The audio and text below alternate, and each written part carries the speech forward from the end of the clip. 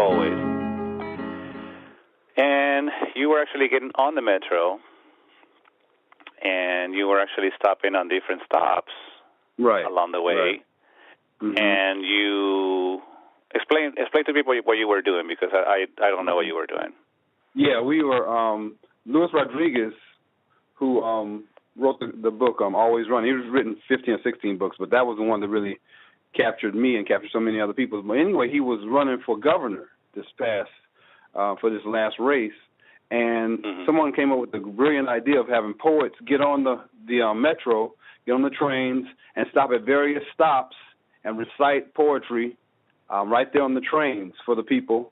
Because Luis Rodriguez is a poet. I think he started off as a poet before he was known as anything else. And so it was a great idea. So when I saw you, we were just getting started to go down the train, I think we were on the Blue Line, and go down the Blue Line and stop in various places, Watts, all those kind of places, and just recite poetry. And most of the poetry was conscious poetry, political poetry, and it was great. And I think when I saw you that day, I think I invited you to come with us, but you were on your way to somewhere else or something. I kind of caught you off guard, if I remember correctly. So that yeah. And it was the first time. Well, and honestly, here's what happens in my side of the story.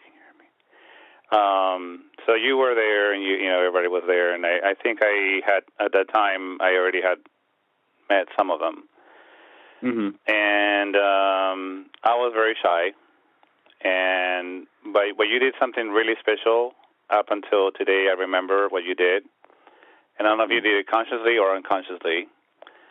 You probably did it consciously, but you actually gave me a handshake. But it was a handshake where you grabbed the hand and you pull the person in. That's what you do.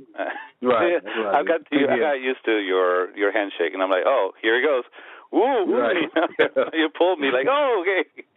Anyway, so you did that, and I was like, oh okay. Hey. But the interesting thing was, and you say, come on, let's go on the train and let's jump on and let's do poetry, and I was petrified. And I think I told you this story before, and I'm like, but you did something that day. You actually did something where I was like, wait, why am I scared about? Why was I afraid of getting that train? And now I realize the train has a different meaning now. You know. It was like, jump in the train, jump with me on the train. Just do this. You were doing that, and I was like, yeah, I don't know. And actually, we just got off the train. We actually came there on the train. Oh, okay. So that was interesting. The interesting part was actually we actually had taken the red line. Oh, okay. Anyway, anyhow. Now I always say to you, I'm like, thank you for that handshake. Oh yeah, man. It's been a blessing for me just knowing you, man. It really has. You're fire with poetry, and poetry is a lot like that train, man.